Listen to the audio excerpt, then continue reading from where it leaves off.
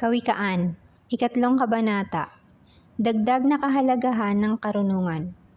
Anak, huwag mong kalilimutan ang mga itinuturo ko sa iyo. Ingatan mo sa iyong puso ang mga iniuutos ko, sapagkat ito ang magpapahaba at magpapaunlad ng iyong buhay.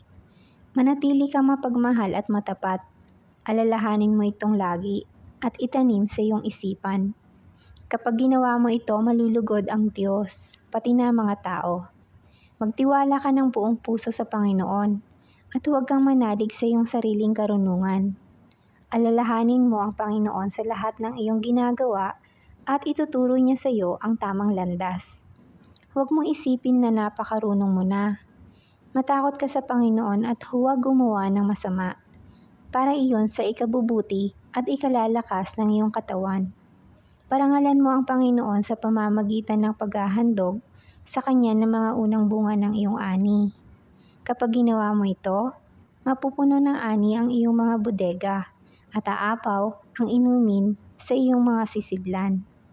Anak, huwag mong kamamasamain kapag itinatama ka ng Panginoon upang ituwid ang iyong pag-uugali, sapagkat itinutuwid ng Panginoon ang ugali ng Kanyang mga minamahal, katulad ng ginagawa ng isang ama sa kanyang anak na kinalulugdan.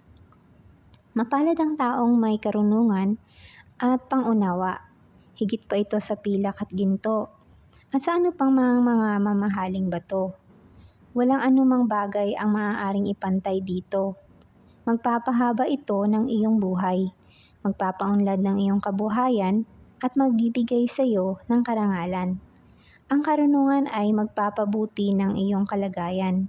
Mapalad ang taong may karunungan, dahil magbibigay ito ng mabuti at mahabang buhay. Sa pamamagitan ng karunungan, nilikha ng Panginoon ang lupa at ang langit, at bumuka sa mga bukal, at mula sa mga ulap ay bumuhos ang ulan. Anak, ingatan mo ang iyong karunungan at kaalaman sa pagpapasya ng tama. Huwag mong hayaang mawala ito sa iyo, sapagkat ito ang magbibigay sa iyo ng mahaba at magandang buhay. Mabubuhay kang ligtas sa anumang kapahamakan, makakatulog ka ng mahimbing at walang kinatatakutan.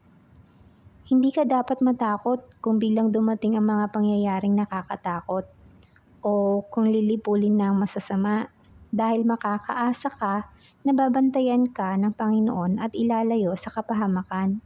Hanggang makakaya mo, tulungan mo ang mga dapat tulungan. Huwag mo nang ipagpabukas pa kung kaya mo naman silang tulungan ngayon. Huwag mong pagplanuhan ng masama ang kapitbahay mo na nagtitiwala sa iyo.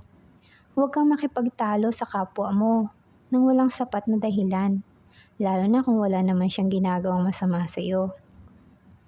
Huwag kang mainggit sa taong malupit o gayahin ng kanyang mga ginagawa, sapagkat nasusuklam ang Panginoon sa mga taong baluktot ang pag-iisip, ngunit nagtitiwala siya sa mga namumuhay ng matuwid. Isinusumpa ng Panginoon ang sambahayan ng masasama, ngunit pinagpapala niya ang sambahayan ng matutuwid. Hinahamak niya ang mga nanghahamak ng kapwa, ngunit binibiyayaan niya ang mga mapagpakumbaba. Ang mga marunong ay pararangalan, ngunit ang mga hangal ay ilalagay sa kahihiyan.